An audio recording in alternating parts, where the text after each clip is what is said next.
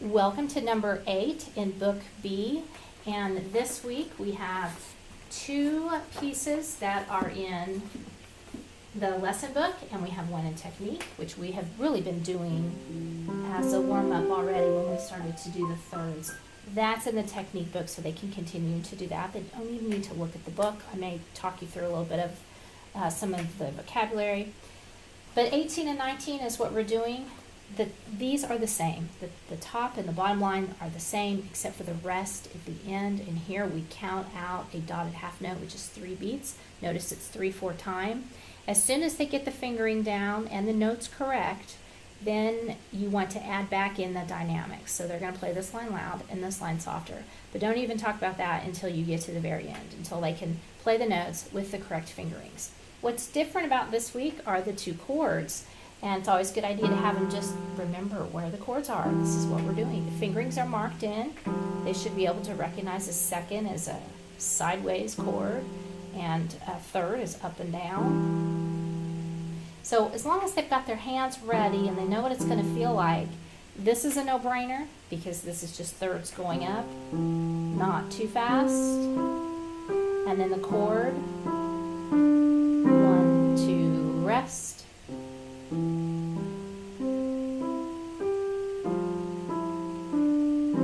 2, 3. So your left hand does nothing there. It might be tempting for them to leave that G playing while they do this. They're not supposed to do that. This is supposed to play just like the others. Okay, Seadivers. This one is very similar. Rockets goes up in the beginning. Seadivers goes down in their thirds. This is just the C chord if you know piano. Going up, this is just the C chord. We're using the C chord again to go down. Still 3/4 time. The difference between the last one and this one is that we have some seconds here in the middle. They're going to have to watch, and it goes up and it goes down. So this is essentially 4, 3, 2.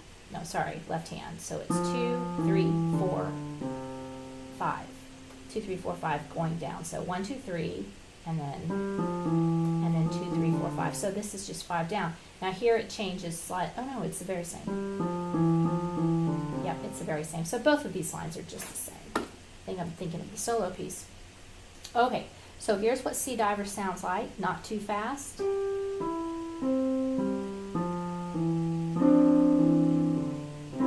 2, 3.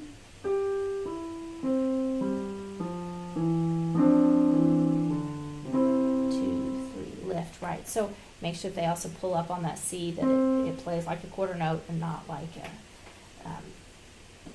a whole note there. We can hold it down for 4. We don't want to do that. So the right hand waits during those rests. Okay, so that's our lesson book. The next one I've already talked about. So this is it's a broken C chord. When we see the F and the P, that means forte first. So the first time you play it, you play forte. Then this kicks you back to repeat it. And when you're kicked back the second time, you play piano. You play the second one. That's what that means. And then when it means play both hands 2 octaves higher, this symbol here, the dotted line that goes over and then points down, I think of this like a step. I'm stepping up. So when you see this symbol, it's not always going to tell you which way to go if you're supposed to play the octaves higher or lower. But when you see that symbol, I see that as a step up.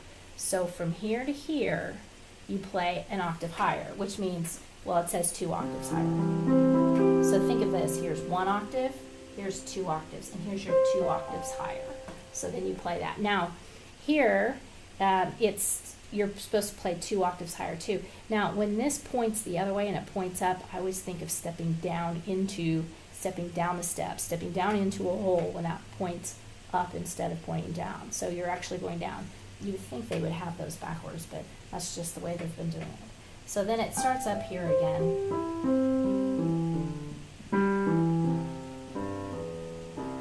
I think I played too many there.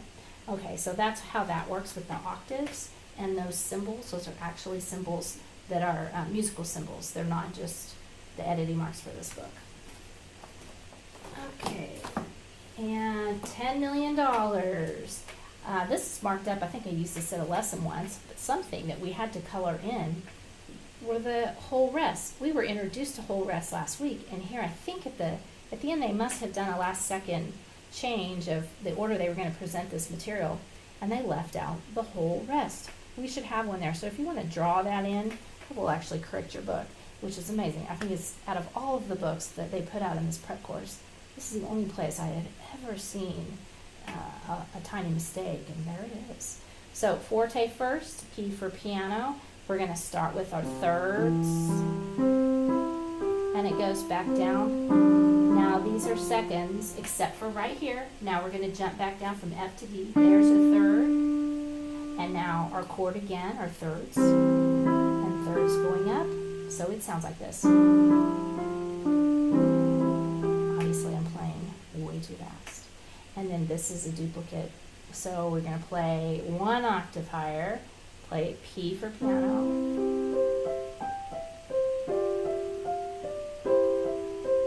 and that's super fast, but that's basically what that sounds like. Okay, that's it for the book. And then the homework, we want to mark the melodic intervals. Remember, melodic just means the song, it's the tune, it's the one note at a time that tells you what it sounds like. And you could play it all by itself and you would know what the song is. So here they want you to mark whether this is a second or a third. I think we've done worksheets very similar to this, and mark up or down whether these notes are going up or down. So we're still tracking which way things are going, and also practice the names of the notes. We're getting about halfway through this book, and we need to make sure that we can guess these immediately with about halfway accuracy right now, so that because once we get to the end of the book, our goal is to make sure that we know all of the names of the notes in C position on the ledger line. And here, this one will go really fast. This one, you just eyeball what it is here, but then you want to write in what the names of the notes are. So the bottom one goes in the bottom box, and the top one goes in the top. When I read chords like this, I think it's a good practice to read the bottom note first, because a lot of times that chord tells you the name of it. This is a C chord. This is the C triad. And that tells you. And that's why if you can read the bottom and then you recognize, oh, those are thirds, those are fifths, those are seconds, you don't have to do anything. You don't have to do any other work in your head. You just see the bottom note and you just know what it is. So I think it's a good idea to eyeball what that bottom note is first. So do that one first. Work low to high and fill that bottom box in first and then the top box. All right, and that's it for this week. Have a good week.